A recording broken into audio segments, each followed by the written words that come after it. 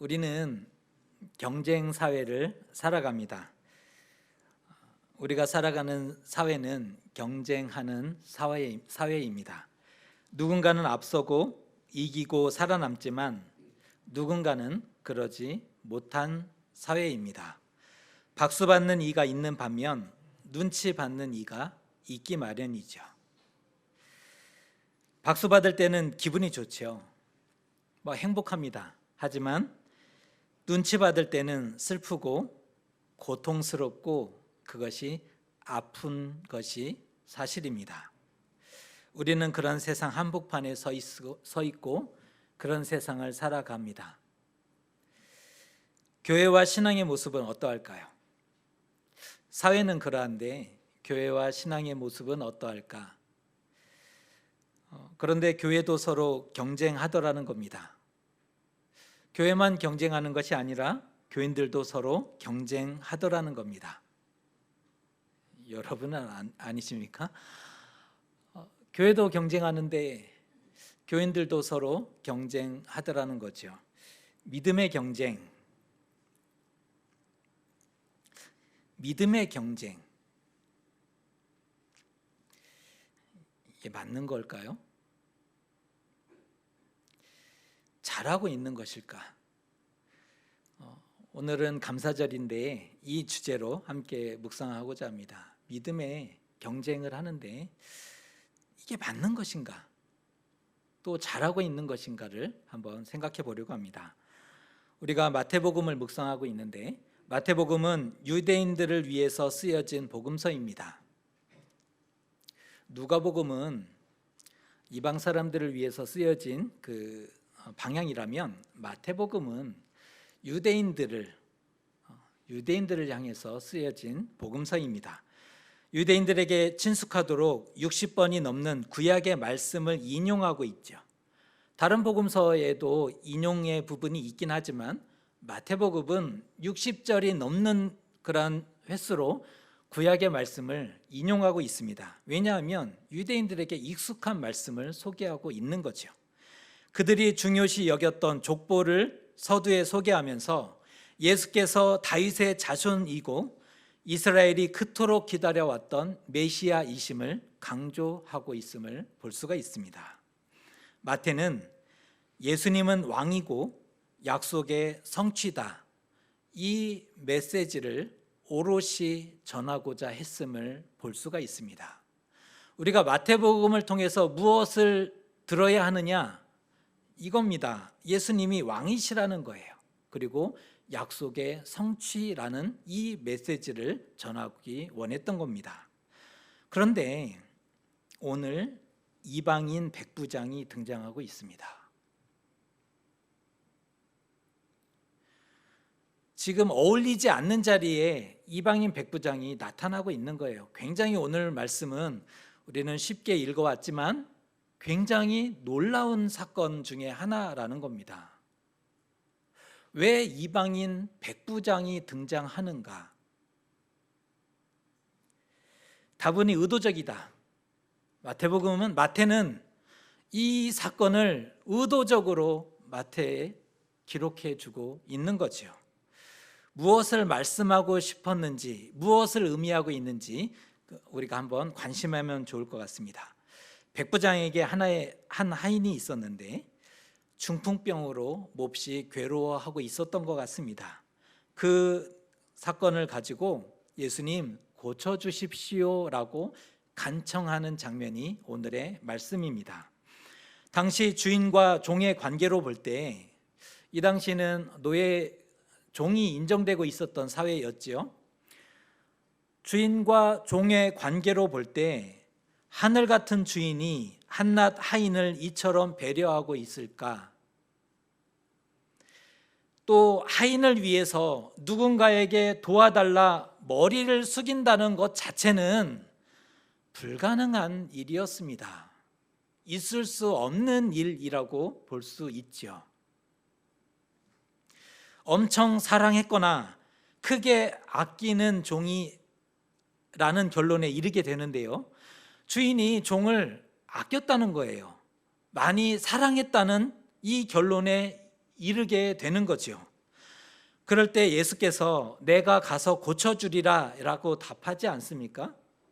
고쳐주십시오 라고 했을 때 예수께서 내가 가서 고쳐주리라 답을 했는데, 그랬더니 이번에는 백부장이 예수님을 만류합니다.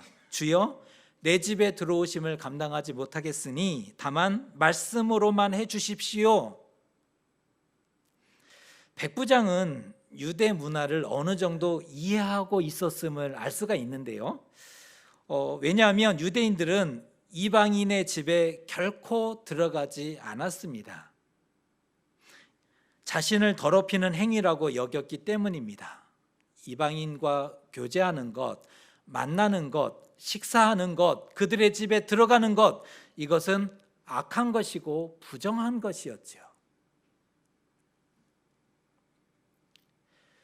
제 아무리 고침받는 것이 중요했어도 예수님을 곤란하게 만들 수는 없지 않습니까?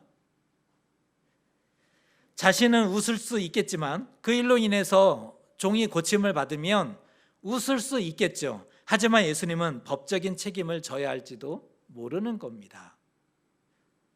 자기조차고 예수님을 어려움에 처하게 할 수는 없는 거죠.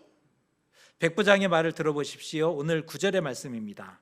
나도 남의 수하에 있는 사람이요 내 아래에도 군사가 있으니 이더러 가라 하면 가고 저더러 오라 하면 오고 내 종더러 이것을 하라 하면 하나이다. 이 백부장의 말 놀랍지 않으십니까? 얼마나 많은 존중과 배려와 신뢰를 표현한 말인지 모른다는 겁니다. 이 백부장의 말 속에는 존중과 배려와 신뢰를 담고 있는 표현인 겁니다. 이 말에 예수님도 놀라셨죠. 그래서 이렇게 답하십니다. 내가 진실로 너희에게 이르노니 이스라엘 중 아무에게도 이만한 믿음을 보지 못하였다.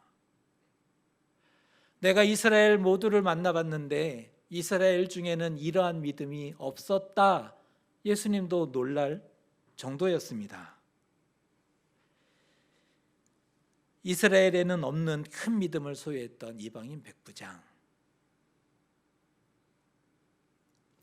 이스라엘 전체를, 이스라엘 모든 사람들을 부끄럽게 만들기에 충분했죠. 그들의 얼굴을 뜨겁게 만들기에 충분했다는 겁니다. 본래 크다라는 뜻은 물리적으로 부피나 치수, 어떤 넓이가 큰 것을 얘기하죠. 부피가 크거나 치수가 길거나 넓이가 넓은 것을 얘기하는데, 믿음도 그러하다. 믿음도 커야 한다.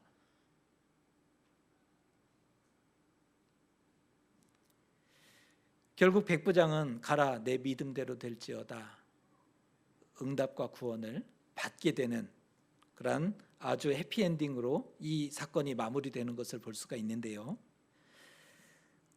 우리의 목표는 무엇입니까? 오늘 말씀에 소개되는 대로 이만한 믿음, 우리의 목표가 큰 믿음인 것입니까?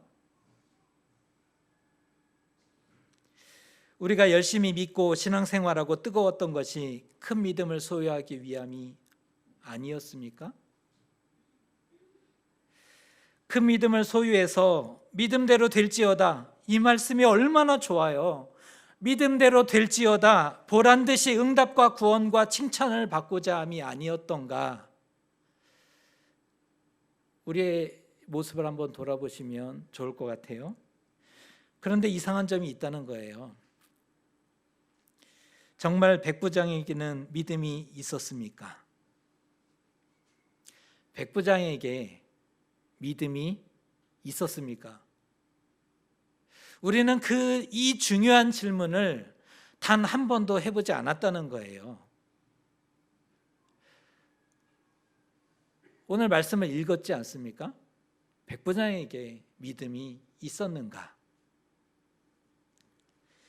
어느 대목에 믿음을 찾아볼 수 있을까요?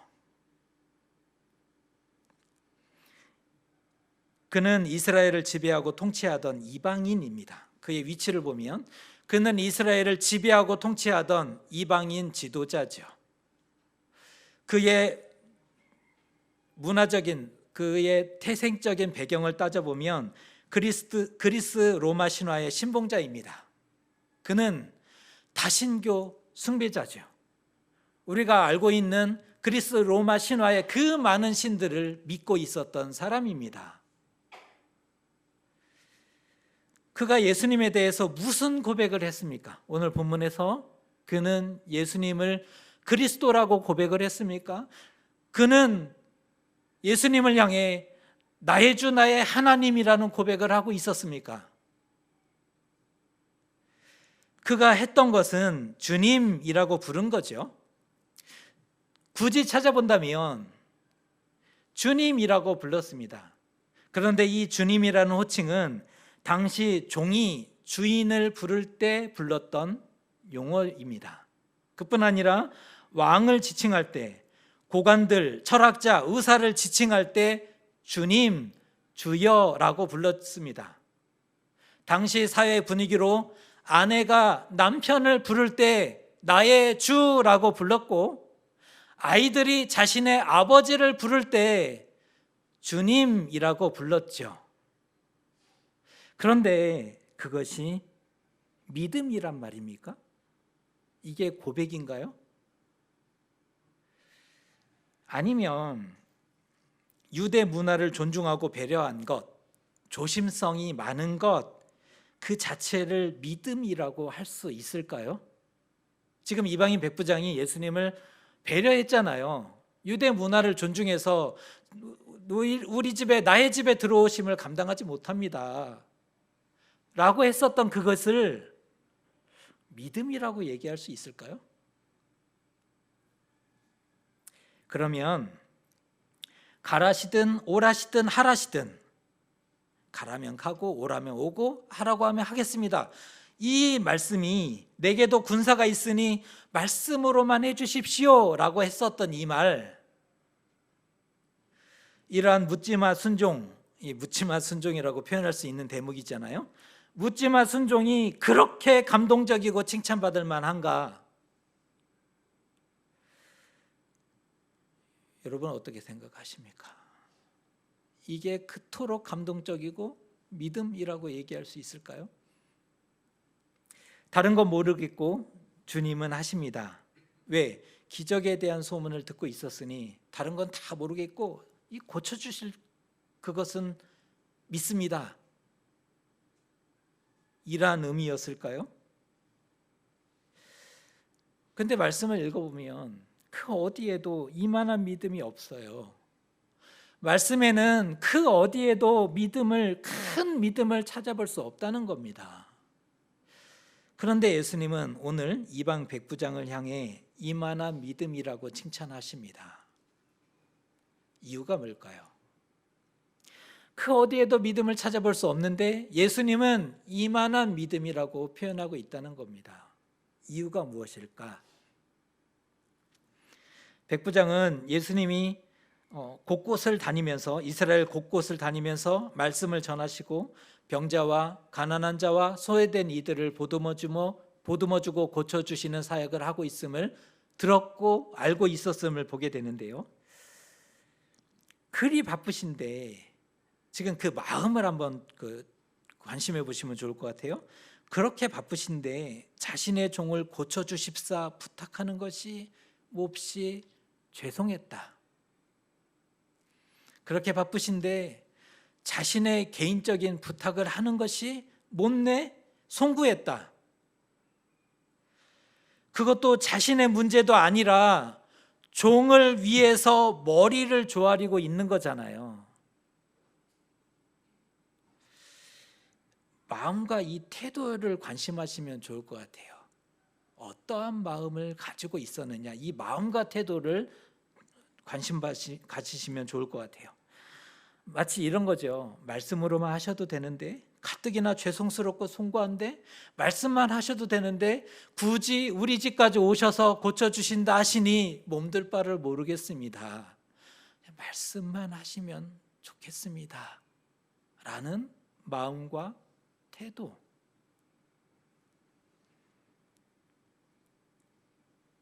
말을 참 기분 좋게 하고 있지 않습니까? 우리는 옳은 소리도 기분 나쁘게 하는 그런 재주가 있는데, 오늘 백부장은요, 말을 참 예쁘게 하고 있어요. 예수님 바쁘신 줄 아는데, 그것이 너무 죄송한데, 우리 종이 죽어가고 있으니 고쳐주십시오. 가서 고쳐주리라. 아니요, 그냥 말씀만 하셔도 될 것 같아요. 그 마음을 우리가 붙잡아야 된다는 거죠. 그 마음에 예수님을 향한 존중과 배려와 신뢰가 가득했음을 볼 수가 있어요. 왜 이런 말을 하게 되느냐? 예수님을 향한 존중과 배려와 신뢰가 가득했기 때문에 이러한 말을 할 수 있었다는 겁니다. 그것을 예수께서 믿음이라고 불러주셨습니다. 우리와 많이 다르죠. 우리와 방향이 많이 다르죠. 우리에게 있는 믿음은 다른 사람은 어찌 되든 상관없습니다. 다른 사람은 모르겠고요.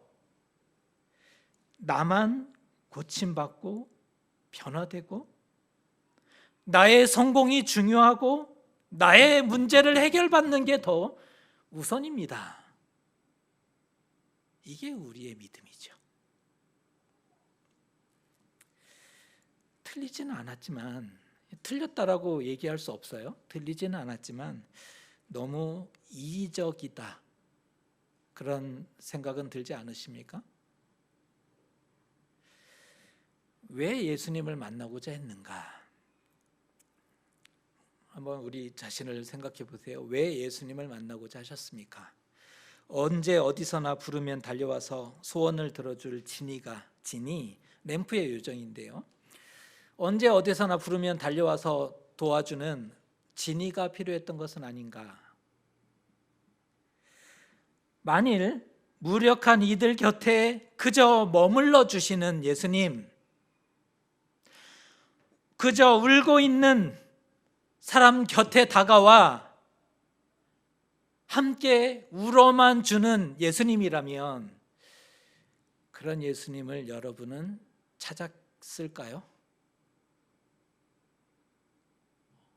어떻게 하셨을 것 같습니까?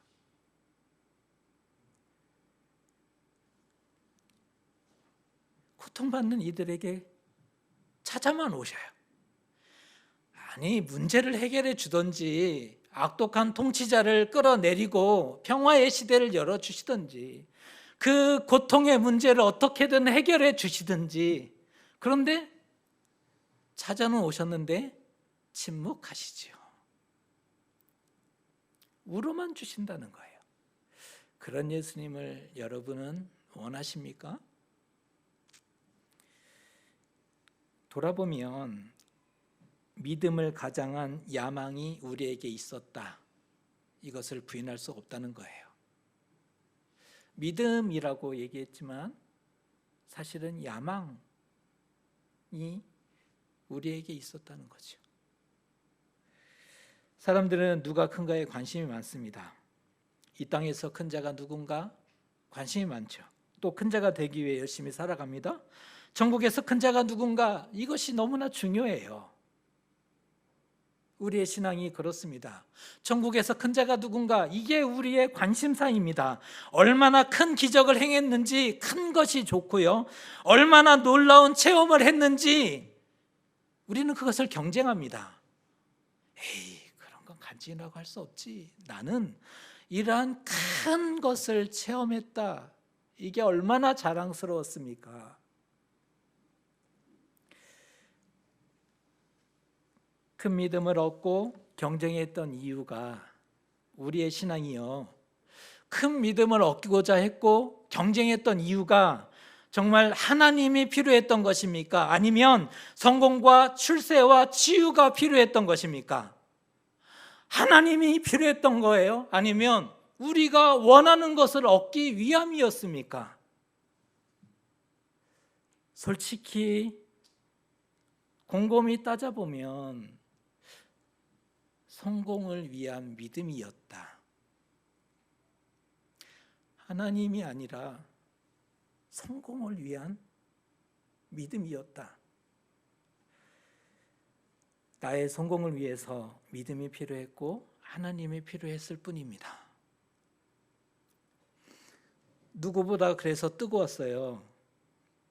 말씀도 기도도 봉사도 참으로 열심히 했죠.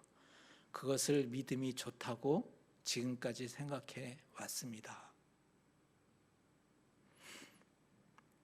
그런데 얼마나 많은 이들이, 하나님을 믿는다는 사람들이 성공하고 출세하고 치유받고도 하나님을 잃어버렸는지 아십니까?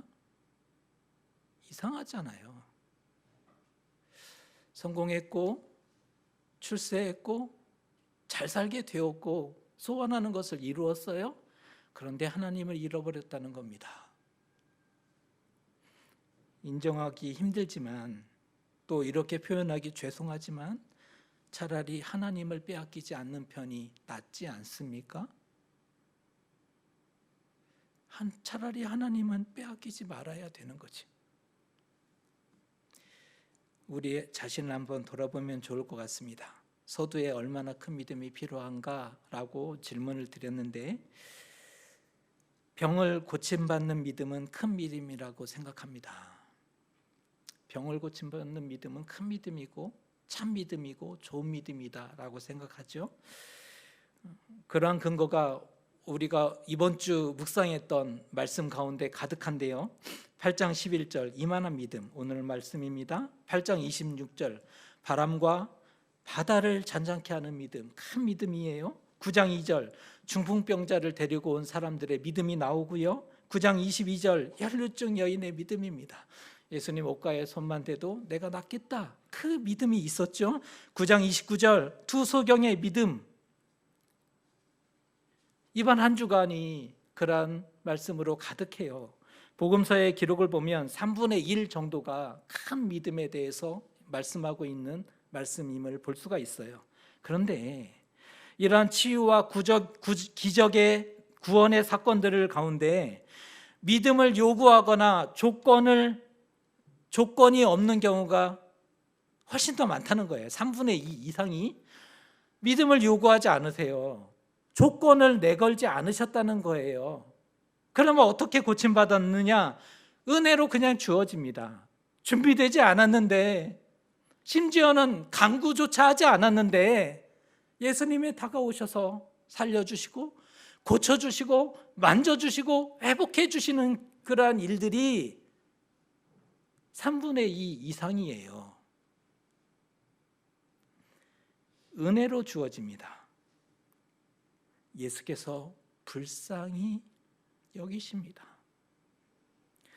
무엇을 구할지조차 알지 못하는 그들에게 나는 무엇을 구할지도 알지 못합니다. 그런 사람들에게 예수님이 불쌍히 여기셔서 고쳐주시고 만져주시죠.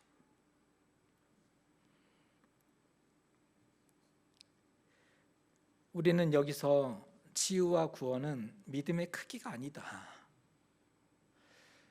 우리는 그 하나에 관심에서 큰 믿음에 꽂혀서 그것만 바라보지만, 성경은, 예수님은 치유와 구원은 믿음의 크기가 아니라는 거예요. 믿음의 존재 여부가 더 중요하다. 예를 들면 제자들은 언제나 믿음의 크기에 관심했어요. 예수님, 천국에서 누가 큰 자일까요? 예수님, 저는 수제자인데 제 믿음이 제일 크지 않습니까? 예수님의 우편의 자리와 왼편의 자리는 우리 요한의 형제들, 요한이 그랬지 않습니까? 요한과 동생이 예수님의 우편의 자리와 왼편의 자리는 우리 차지 아닐까요? 그런 큰 것에 대해서 관심이 있을 때 예수님 언제나 작은 믿음, 겨자씨 믿음에 대해서 얘기해 주고 있었어요. 크기의 문제를 논하기 전에 먼저 믿음이 있느냐, 이게 더 중요했던 것인데, 그런데 우리는 믿음도 없으면서 우리 안에 겨자씨의 믿음도 찾아보지 못하면서 믿음의 크기는 부러워했던 사람들이죠. 믿음조차 없는데 큰 믿음을 간구했던 사람이라는 거예요. 그런데 예수님은 크기가 아니라 그 안에 믿음의 믿음이 있어야 된다는 거예요. 제발 큰 믿음을 위해 경쟁하지 않아도 됩니다. 여기 교회 맞고요. 교회는 맞는데 큰 믿음을 갖지 말라고 말씀을 드리고 있는 거예요. 큰 믿음을 위해서 경쟁하지 마십시오. 조급해하지 않으셔도 돼요. 무엇을 더 해야 하는가? 내가 무엇이 더 부족한가? 조급해하지 않으셔도 돼요. 세상에서도 경쟁하다가 지치고 찢기고 상해서 그래서 교회에 왔는데, 생각해 보세요. 세상에서도 지치고 그 경쟁하다가 너무나 지치고 상해서 교회에 왔는데, 여기서도 똑같이 경쟁하고 앞서기 위해서 헌신의 힘을 다해야 된대요. 능력이 있는 사람은 앞서고 넉넉하게 1등할 수 있다면 괜찮죠. 세상에서도 1등했고 교회에서도 1등할 수 있다면, 그리고 큰 믿음을 하고 인정과 존중과 칭찬받을 수 있다면 괜찮을 수 있어요. 그런데 세상에서도 지치고 힘들어서 찢겨서 교회에 왔는데, 위로받고 싶어서 교회에 왔는데, 여기에서도 똑같이 경쟁하고 나는 이길 능력이 안 되는데, 그러한 믿음도 없는데 어떻게 하실 겁니까? 오히려 예수님은요, 수고하고 무거운 짐진 자들아 다 내게로 오라, 내가 너희를 쉬게 하리라, 그냥 안아주셨어요. 어떤 조건 묻지도 않으셨어요. 있는 모습 그대로를 인정해 주셨고 안아주셨습니다. 서열화하고 줄 세우지 않으셨어요. 우리는 줄 세우는 거 참 좋아하죠. 너는 1등, 그 다음에 2등, 조금 더 잘하면 1등 해줄게. 그건 우리의 마음이고, 예수님은 줄 세우지 않으십니다. 그저 생명과 인격으로 대해주세요. 1대1로만 봐주신다는 거예요. 우리가 예수님과 영적인 것에 대해 얼마나 많이 이해하고 있느냐, 우리는 이게 관심이 많지만 사실은 예수님을 신뢰하고 있느냐, 이게 더 중요합니다. 예수님 신뢰하시지요? 예수님 신뢰하시지요? 이게 더 중요하다는 거예요. 신학적인 개념이나 말씀에 대한 지식이 많이 없어도, 그 복잡한 신학적인 지식, 말씀에 대한 그 지식들 많이 없어도, 심지어 우리가 알고 있는 그 이해가 불완전해도, 우리가 배우고 읽고 하지만 언제나 바르게 이해하고 배우지는 못하잖아요. 그 이해가 불완전할 수 있단 말이에요. 그 이해가 불완전할지라도 기꺼이 믿으려는 자세와 태도, 의지가 있다면, 그 마음, 태도가 있다면 그것을 믿음이라고 불러주십니다. 존중하지 않는데 믿음이 생길 수 있을까요? 존중하지 않는데 믿을 수 있을까요? 연기로는 가능할 수 있겠죠. 내가 상대를 존중하지 않아요. 그러나 믿을 수 있어요. 연기로는. 그런데 예수님을 존중하지 않는데 믿을 수 있을까요? 굉장히 중요한 얘기입니다. 이방 백부장에게는 예수님을 존중하는 마음이 있었어요. 그게 믿음의 출발이죠. 우리는 무시하잖아요. 믿음이 없는데 예수님이 왜 큰 믿음이라고 하셨지? 하지만 그 신뢰가 믿음의 출발이 되는 겁니다. 우리는 예수님을 은근히 무시하지 않습니까? 이방 백부장하고는 너무 차원이 다른 길을 가고 있어요. 우리는 예수님 은근히 무시하죠. 부르면 오시고 가라면 가시고 원하는 것을 이루어 주셔야 되지 않는가, 그 마음이 우리에게 있잖아요. 믿는 우리에게는 부르면 와야지 왜 안 오시는가, 가라 하면 가셔야지 왜 가시지 않는가, 내가 이것을 필요한데 왜 응답해 주시지 않는가, 이게 우리에게는 있잖아요.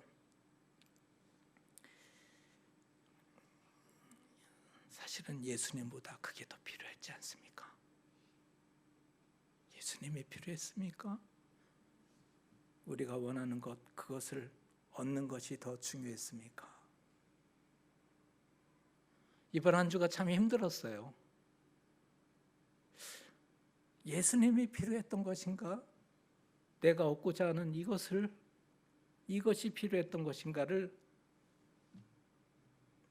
답할 수 없었기 때문입니다.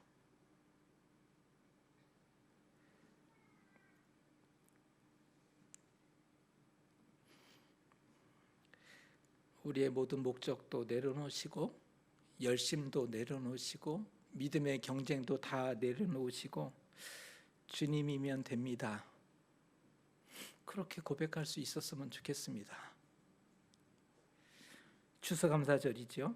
오늘 추수감사절입니다. 당연히 열매에 대해서 관심하고 또 열매에 대해서 감사의 조건 삼기 쉽습니다. 감사할 게 하나도 없어요. 왜? 남은 게 없거든요. 감사할 게 없어요. 남은 게 없었기 때문입니다. 그래서 감사 못하죠. 비록 눈에 보이는 것들, 화려한 것들이 없을지 모르겠어요. 우리의 삶의 걸음 가운데 손에 잡히는 것들, 아직 넉넉하고 편안한 삶이 아닐 수 있어요. 넉넉하고 편안한 삶이면 마음껏 감사할 수 있겠는데 아직 그렇지 않다는 거예요. 그래도 주님 한 분만으로, 오늘 장로님 기도해 주셨던 것처럼 주님 한 분만으로 만족하고 감사할 수 없겠는가? 우리가 다른 것을 기대한 게 아니라면, 정말 우리가 바랬던 것은 예수님이라면 예수님 한 분만으로 감사하고 또 만족할 수는 없겠는가? 누구보다 험악한 세월을 살아왔지만 참 힘겨운 삶을 걸어왔고 우여곡절도 많았고 기복도 많았죠. 아마 모르긴 몰라도 우리가 우리의 삶을 얘기한다면 3박 4일도 부족할 거예요. 눈물 없이 들을지 못하는 그런 일들도 많이 있을 거예요. 비록 험악한 삶을 걸어왔지만 오늘까지 살아있음이 은혜이다. 그 마음과 태도, 그것이 예수님에 대한 존중과 배려와 신뢰입니다. 그 마음을 가지고 있는 것, 그 마음을 잃어버리지 않는 것, 그 자체가 예수님에 대한 존중이에요. 그것이 믿음이죠. 그 예수님이 있으면 되는 것 아니겠습니까? 그 예수님은 우리 곁에 머물고 계세요. 그 예수님은 우리 곁에서 함께 울어주고 계세요. 답답하지만 울어주고 계세요. 울어달라는 게 아니라 해결 좀 해달라고 기도했는데 울어만 주신다는 거죠. 그래도 겨자씨 같을지라도 우리 안에 있다면 그것은 믿음입니다. 이것은 분명하죠. 큰 믿음 자랑할 만한 게 없지만 겨자씨이지만 그것이 그 마음과 신뢰와 존중의 마음이 우리 안에 있다면 그것은 믿음입니다. 구원을 모르던 이방인일지라도 믿음이 허락되었어요. 오늘 사건은 굉장히 중요한 의미입니다.